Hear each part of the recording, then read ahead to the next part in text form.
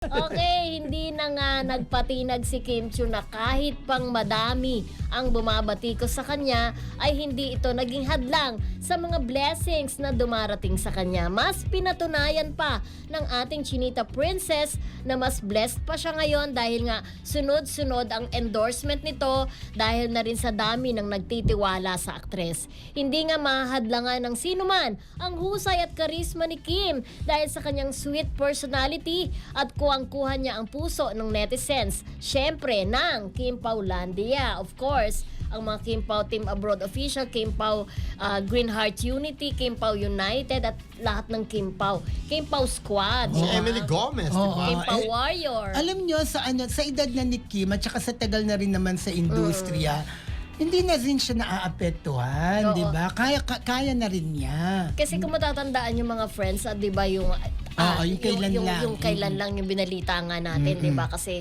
minsan nakakaapekto talaga yung mga negativity sa mga endorsement. At Di ba, saka- no? oo. Nangyayari talaga yun. At saka kasi, Oo. may mga fans talaga ang ibang artista Oo. na, syempre, iba-ibang kulay yan, di ba? Oo. Na sinusuporta ang mga politician. Correct. Oo. May mga artista. Pero kasi si Kim, may parang ano na siya, stable ng karir niya eh. Mhm. Kumbaga hindi mo na siya matitibag eh. Correct. Diba? Kaya kahit na maraming mga bashing, ito lang nakaraang linggo, ang dami niyang schedule Sa next week din, ang dami rin niyang mga schedule. Oo, sabi ng nga mga na, bagong oo. endorsement. Sabi nga natin noon, kailan ba yon ng Sunday, syempre kung ano yung nasa sa loobin ni Oo. Kim, di ba? Oo.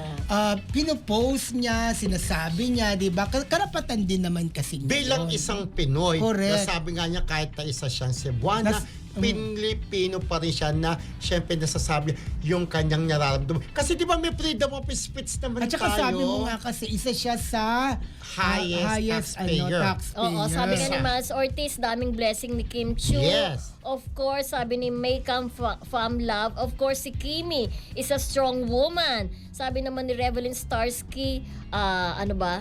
The more bashing, Oo, the more bashing, blessing the more para sa aming blessing. Kimi. Oo. Correct. At syempre may nagtanong dito may nagtanong, totoo po bang kumita ang movie ng JM Fiang? Totoo ba daw ba na Oo. hindi kumita? Ay, na hindi May kumita. ganon. Oo, sabi In ni fairness- Revelyn Starkey, Oo. tanong niya yun. In fairness sa kanya yung ngayon sa panahon ngayon Oo. kasi wag natin ikukumpara Correct. noon kumita siya. Oo. Kumita Kaya siya. congratulate si Rosel Monteverde ng Regal Entertainment nung press con ng press con nung Project Baby. Oo. Dahil nga masaya.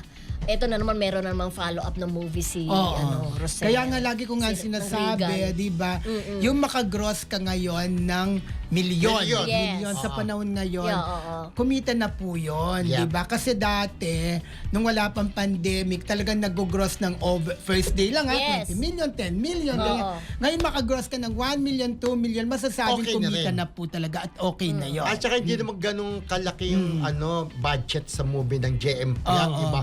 Still kumita po talaga kaya wala nang magko